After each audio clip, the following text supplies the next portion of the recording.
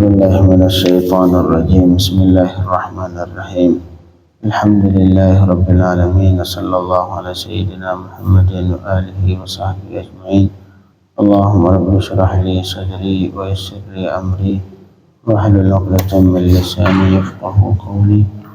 اللهم ربي زدنا علما وارزقنا فهما. اللهم علمنا ما ينفعنا وانفعنا بما علمتنا. اللهم فقهنا في الدين وعلمنا التأويل وافتح علينا فتوح العارفين. وصلى الله على سيدنا محمد وآله وصحبه أجمعين. Jemaah sebuah dirahmati Allah Subhanahu wa taala, sebelumnya berniat i'tikaf atau berniat nawaitul i'tikaf fi hadzal masjid lillahi taala. Sengaja aku beriktikaf di masjid ini karena Allah Subhanahu wa taala.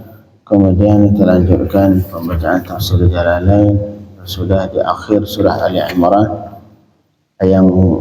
beberapa ayat dari akhir Ali Imran yang disunnahkan untuk dibaca setiap pagi setelah bangun, yaitu sekarang sudah sampai di ayat 194. Ini doa terakhir dari para ulul albab, yaitu qala Allah Ta'ala a'udzu billahi minasy syaithanir rajim. Bismillahirrahmanirrahim. Rabbana wa atina ma wa'adtana ala rusulika wa la tukhzina yawmal qiyamah innaka la tukhliful mi'ad. Ya, qala Allah Rabbana, ini doa terakhir, doa mereka juga. Rabbana wa atina. Rabbana sudah kita sampaikan kemarin, dasarnya ya Rabbana, wahai Tuhan kami, tapi kemudian dibuangkan ya, tinggal Rabbana. Ya huruf nida ataupun huruf kalimat kata yang dipakai untuk panggilan, yaitu ya, dibuang. Rabbana, wahai Tuhan kami. Untuk artinya tetap masih ada. Wahai Tuhan kami. Wa atina, dan ati artinya a'tina, berikan kepada kami. Ma wa'adana, apa yang telah engkau janjikan untuk kami. Ala rusulika, lewat perantara lisan rasulmu. Artinya ya Allah, berikanlah kepada kami apapun yang telah engkau janjikan untuk kami lewat perantara lisan rasulmu. Yang dimaksud itu minar rahmah, yang dijanjikan sama Allah untuk mukmin itu yang pertama rahmah, yaitu kasih sayang dari Allah Subhanahu wa taala, wal fadl, dan karunia dari Allah Subhanahu wa taala baik di dunia atau di hari kiamat.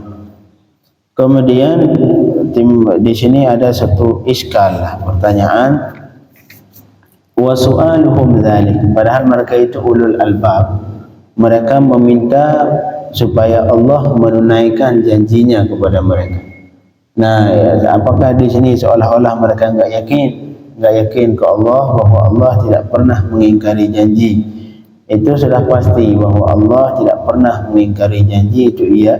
Tapi mereka minta lagi, kayaknya mereka ini kayak keras kepala gitu, meminta sesuatu yang sudah dijamin sama Allah Subhanahu wa taala. Nah, jadi maksud ayat kata musannif di sini wa su'aluhum, dan permintaan mereka akan yang tadi, adzalika, akan itu, yaitu permintaan supaya mereka diberikan apa yang dijanjikan oleh Allah.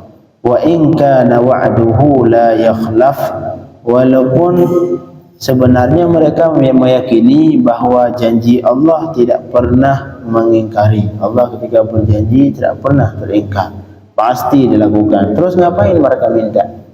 Nah, mereka minta lagi supaya ditunaikan yang Allah janjikan ke mereka. Nah, jawabannya soal mereka itu, walaupun sebenarnya janji Allah tidak pernah berbeda, su'alun ayyaj'alahum min mustahiqi. Nah, sebenarnya itu permintaan mereka bahwa supaya Allah jadikan mereka dari orang-orang yang berhak mendapat perjanjian yang dijanjikan sama Allah. Jadi bukan jangan dipahami bahawa mereka seolah-olah tidak yakin ke bahawa Allah tidak mengingkari janji. Tidak. Ini maksud dari pertanyaan mereka adalah mereka meminta ke Allah Subhanahu wa taala supaya mereka termasuk dalam golongan orang-orang yang diberikan janji oleh Allah. Nah, itu artinya. Jadi maksud dari Rabbana, ya Allah berikanlah kepada kami apa yang kau janjikan. Artinya, ya Allah jadikanlah kami dari golongan orang-orang yang kau berikan apa yang kau janjikan. Nah, itu yang dimaksud. Jadi jangan dipahami bahawa seolah-olah mereka tidak meyakini ketentuan Allah itu, bahawa Allah tidak mengingkari janji. Jadi sekali lagi, wa su'aluhum dzalika, dan permintaan mereka yaitu supaya Allah memberikan janji ke mereka, menepati janji ke mereka. Wa in kana wa'duhu la yakhlaf, walaupun sebenarnya janji Allah tidak pernah berbeda dari kenyataannya. Karena permintaan mereka itu sebenarnya adalah su'alun, adalah permintaan ayyaj'alahum, supaya Allah menjadikan mereka dari golongan mustahiqi, dari golongan orang-orang yang berhak mendapatkan yang dijanjikan oleh Allah. Nah, itu maksud ayat.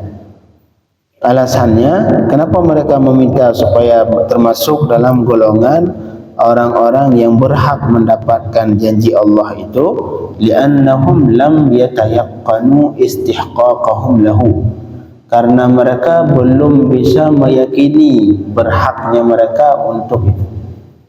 Karena dari kita semua ini tidak berhak untuk, tidak satu pun dari kita meyakini bahawa kita berhak mendapatkan janji Allah itu. Ataupun lebih simpelnya, kita ini tidak ada satu pun yang meyakini bahawa kita isi surga. Menjadi pertanyaan terus, ngapain kita ibadat?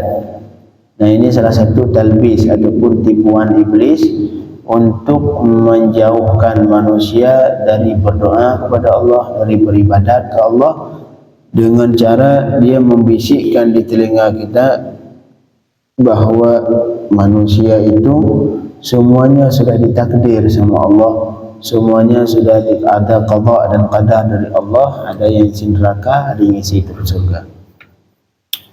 Nah, kalau seperti itu ngapain kamu ibadat? Nah, kalau kamu isi neraka, kalaupun kamu ibadat sampai mati pun di ujung-ujung tetap kamu meninggal dalam keadaan murtad atau tidak selamat iman, neraka. Begitu juga sebaliknya, sebanyak apapun kamu maksiat, di ujung-ujung nanti kamu bakal masuk surga. Nah, ini salah satu tipuan iblis. Cara ngejawab sama seperti ini. Kenapa kita ibadat? Ngapain kita berdoa supaya diberikan janji Allah itu? Doa itu kita panjatkan ataupun ibadat yang kita lakukan supaya kita yakin, supaya kita zan untuk isi surga Allah. Ya, cara jawab ke iblis kalau misalkan kita dibisikkan seperti itu, jawabnya kita katakan ke iblis, memang iya, kami ini tidak pernah tahu di akhirnya kami di mana, baik di surga atau neraka. Tetapi saya ibadat ini supaya lebih yakin bahawa saya isi surga. Nah, sehingga kata Allah Subhanahu wa taala dalam hadis qudsi, ya ana 'inda dhanni 'abdi bi, saya ini tergantung zan, sangkaan hambaku kepadaku. Nah, inilah tujuan kita ibadat, supaya kita lebih yakin ke Allah bahawa kita ini dimasukkan surga Allah. Ngapain kita berdoa?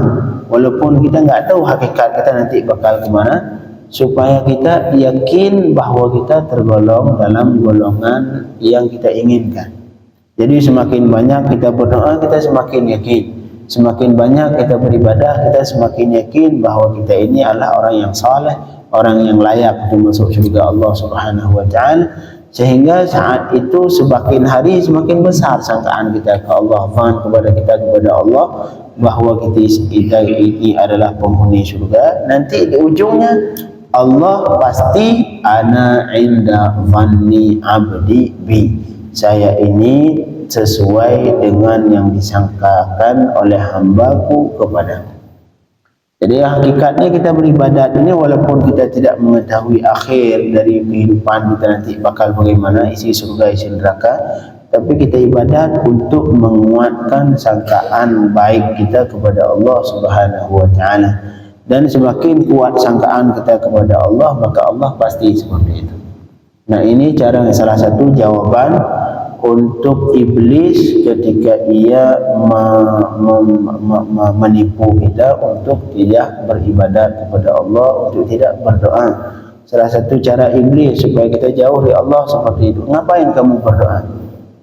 Nah, ngapain kamu berdoa? Semua itu dari takdir semua. Kamu kaya sudah takdir, kamu miskin sudah takdir, kamu senang, kamu bahagia, kamu celaka, semua sudah takdir semua. Ngapain kamu berdoa? Nah, ini sama seperti ini, jawabannya sama persis seperti ini. Jadi mereka berdoa kepada Allah supaya ditepati janji sama Allah. Padahal itu sudah pasti. Allah sudah pasti menepati janji. Janji Allah tidak pernah berbeda dari kenyataan. Pasti ditepati sama Allah. Tapi ngapain lagi mereka berdoa? Nah, jawaban dari mufassir bahwa berdoa mereka di sini bukan seolah-olah mereka tidak meyakini bahawa janji Allah tidak pasti ditepati, bukan itu. Jadi mereka memohon di sini artinya mereka memohon supaya mereka tergolong dalam golongan orang-orang yang ditepati janji sama Allah, karena sampai saat itu mereka belum pernah bisa meyakini bahawa mereka termasuk dalam golongan itu.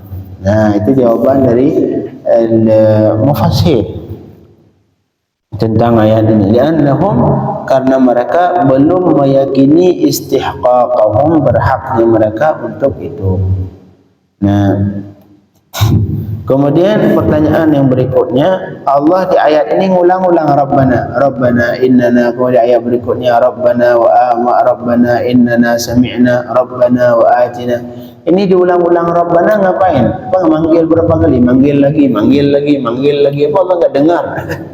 Nah, jadi pengulangan di sini kata mufassir wa takrir Rabbana mubalaghatun fi tadarru'. Jadi pengulangan Rabbana itu adalah untuk penguatan dalam permohonan. Jadi kayak kita mohon Pak, tolong Pak, saya benar-benar Pak, tolong Pak. Jadi kita jangan kalau kita sebagai bapak yang diminta itu jangan salah paham. Kamu ini apa, saya budak apa enggak dengar-dengar dan tadi dipanggil mulu. Jadi pengulangan Rabbana di sini untuk penguatan dalam permohonan. Jadi kalau kita mohon benar-benar biasanya kita panggil terus. Nah, jadi bukan artinya bahawa Allah tidak mendengar seolah-olah mereka manggil lagi, ya, bukan. Jadi pengulangan itu bukan karena Allah tidak mendengar sehingga harus dipanggil beberapa kali, tapi pengulangan itu tujuannya untuk penguatan dalam permohonan. Biasanya kalau kita butuh sekali, mohon sekali, biasanya kita ulang panggil. Nah, jadi wa takriru Rabbana, dan pengulangan Rabbana itu artinya mubalaghatun fi tadarru', tujuannya untuk penguatan dalam memohon ke Allah Subhanahu wa taala. Marhaban.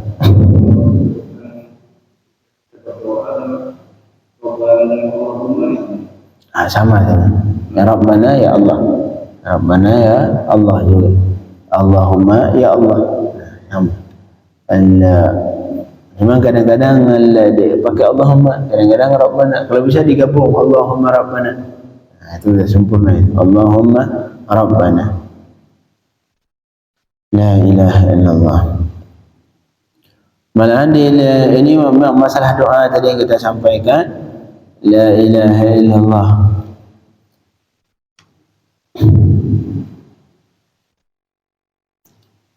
Kata sebagian ulama, ma waffaqaka lid-du'a illa liyu'tiyak. Ini kayak ungkapan ulama dalam bahasa Arab yang harus kita pegang dalam berdoa. Kata beliau, ma waffaqaka lid-du'a illa liyu'tiyak. Allah tidak akan memberikan taufik kepadamu untuk berdoa kecuali karena Allah ingin memberikan kepadamu. Karena sebenarnya yang berdoa kita angkat tangan, kita berdoa ke Allah, itu yang diinginkan semua Allah. Itu kenapa kita berdoa kalau kita tanya? Karena itu adalah keinginan Allah Subhanahu wa taala. Allah yang menginginkan kita berdoa. Dan kalau misalkan Allah itu yang Allah inginkan, pasti Allah menginginkan untuk diberikan apa yang kita minta. Karena Allah tidak mungkin menciptakan sesuatu termasuk perbuatan yang kita lakukan. Karena Allah tidak menginginkan menciptakan sesuatu, melainkan pasti ada hikmah. Ada hikmah di belakangnya. Tak mungkin Allah menciptakan suatu abasan, main-main, tak ada faedah. Enggak. Sekarang Allah, salah satu yang Allah ciptakan, yaitu Allah menciptakan kita untuk berdoa. Nah, artinya, dan Allah tidak mungkin menciptakan kita berdoa kemudian sia-sia, enggak ada manfaat. Enggak, pasti karena Allah menginginkan untuk diberikan yang kita inginkan. Karena kalau misalkan Allah tidak berkeinginan untuk memberikan, dari awal langsung enggak diciptakan kita untuk berdoa. Dari awal kita enggak diberikan taufik untuk memohon ke Allah Subhanahu wa taala. Sehingga ulama menyatakan bahawa seseorang yang sudah diberikan taufik untuk berdoa itu memang pasti karena Allah ingin memberikan yang ia inginkan. Karena kalau Allah tidak ingin memberikan, dari awal tidak diberikan taufik untuk berdoa, selesai. Betapa banyak di manusia di dunia ini yang enggak pernah mengucapkan ya Allah, enggak pernah. Kapan? Ada dulu kisah, Allah alam apakah hikayatnya benar atau tidak. Ada seorang raja kaya, saudagar kaya. Dia enggak pernah mohon ke Allah karena memang dia cukup semua, kehidupannya cukup, kekayaannya cukup, karyawannya banyak, yang kerja di rumahnya banyak. Akhirnya dia enggak pernah butuh ke Allah Subhanahu wa taala. Suatu ketika ditahan kencing sama Allah. Ditahan kencing sama Allah supaya dia ini butuh ke Allah Subhanahu wa taala. Suatu ketika ditahan kencing sama Allah, dia kencing pengen keluarin tapi enggak keluar. Itu sakitnya minta ampun. Sudah benar-benar sudah sakit, enggak sakit. Saat itulah dia keluar ya Allah sekali. Nah, makanya kadang-kadang Allah memberikan penyakit kepada kita tujuan itu. Karena mungkin sebelumnya kita enggak pernah ngangkat tangan sama sekali. Seolah-olah sombong, na'udzubillah. Orang yang enggak pernah ngangkat tangan ke Allah artinya orang sombong. Orang yang merasa tidak butuh ke Allah Subhanahu wa taala. Untuk di dunia, iya. Untuk di dunia kita dianjurkan untuk tidak menampakkan kesusahan ke orang lain. Nah, itu dianjurkan. Seperti halnya Ahlus Suffah. Ahlus Suffah itu orang seperti Abu Hurairah yang mereka itu santrinya Rasulullah lah. Santri seperti santri tahfidz di sini. Mereka fokus belajar bersama Rasulullah di Madinah, enggak kerja, enggak kemana-mana. Yang nanggung biaya mereka siapa? Orang Madinah saat itu. Ya seperti di sinilah, donatur sekitar. Orang Madinah, orang-orang Ansar itu yang membantu kehidupan mereka selama mereka belajar di Rasulullah Sallallahu Alaihi Wasallam. Karena mereka lah nanti yang akan menjadi kader ulama dari yang diciptakan oleh Rasulullah. Abu Hurairah, Ibnu Mas'ud dan kawan-kawan semua. Apa yang terjadi? Allah sebutkan sifat mereka. Sifat Ahlus Suffah ini, yahsabuhumul jahilu aghniya. Kalau orang tidak kenal mereka, tidak mengetahui mereka, pasti ia menyangka bahwa mereka itu orang kaya. Minat ta'affuf, alasannya karena mereka tidak pernah mengeluh, tidak pernah ngasih tahu keluh kesah mereka, tak pernah sampaikan ke orang lain. Jadi iffah ini artinya menahan diri dari ngasih tahu ke orang, oh saya butuh ini, enggak pernah ngasih tahu. Nah, ini yang dianjurkan untuk sesama manusia. Sama manusia lebih baik ditutup, lebih baik berusaha untuk menutupi kesusahan kita sehingga tidak diketahui sama orang lain. Biarin orang lain menganggap kita manusia paling kaya, walaupun sebenarnya kita di rumah beras lagi habis. Nah, itu kalau di dunia. Kalau bersama Allah Subhanahu wa taala tidak boleh diberlakukan seperti itu.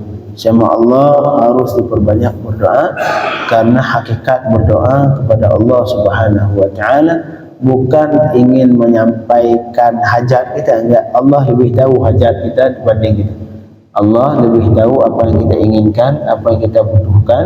Walaupun Allah tidak dikasih tahu, cuman permintaan kita ke Allah ini adalah bukti bahawa kita butuh ke Allah Subhanahu wa ta'ala.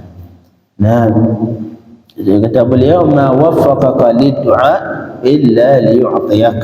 Allah tidak akan memberikan taufik kepadamu untuk berdoa melainkan karena Allah ingin memberikan apa yang kau doakan. Sehingga fahaitsu waffaqa al-'abda lid-du'a kana dalilan ala qabulihi wa inabatihi wa husni 'aqibatihi. Apabila Allah memberi taufik ke seorang hamba untuk berdoa, itu sebab itulah menjadi dalil bahawa ia itu diterima oleh Allah, ia itu akan diterima oleh wa husni 'aqibatihi, dan ia itu mendapatkan nanti ujungnya yang baik, yaitu surga Allah Subhanahu wa taala. Walidha, karena masalah kaidah tadi, doa tidak akan diberikan taufik untuk berdoa melainkan Allah ingin memberikan. Walidha lam yuwaffiq iblis lit-taubah wala lid-du'a. Karena ini Allah tidak pernah memberikan taufik kepada iblis untuk berdoa dan untuk bertaubat. Pertanyaan, kenapa iblis tidak diberikan taufik oleh Allah untuk berdoa? Beda halnya Nabi Adam. Setelah beliau melakukan kesalahan, misalkan, walaupun sebenarnya bukan kesalahan, tapi beliau langsung merasa bersalah dan berdoa ke Allah Subhanahu wa taala. Allah malah yang menciptakan doa kepada beliau. Fatalaqa Adamu min rabbih kalimatin. Justru Allah yang mengajarkan langsung doa kepada beliau. Sedangkan iblis tidak. Ini sebagai bukti bahawa Allah ketika memberikan taufik untuk berdoa, karena tidak akan Allah berikan taufik untuk berdoa melainkan karena Allah ingin memberikan yang ia inginkan. Sebaliknya, jika Allah tidak ingin memberikan, maka dari awal Allah tidak akan memberikan taufik untuk berdoa, seperti halnya iblis laknatullah alaih. Kemudian mereka lanjutkan dalam doanya, wala tukhzina yaumal qiyamah. Ya Allah, jangan engkau permalukan kami nanti di hari kiamat dengan dinampakkan dosa kita di hadapan makhluk dari mulai Nabi Adam sampai hari kiamat. Semua bakal melihat apa yang kita lakukan.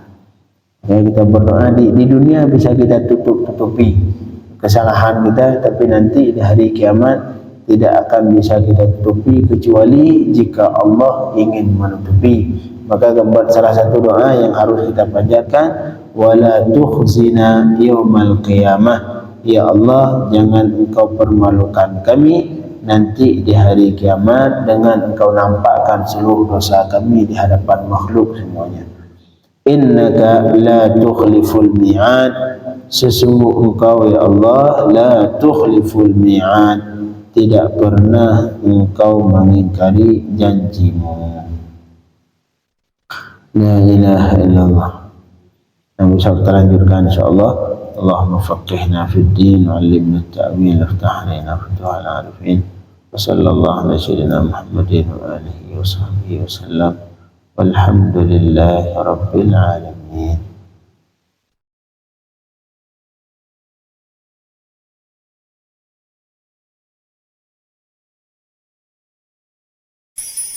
Mm-hmm.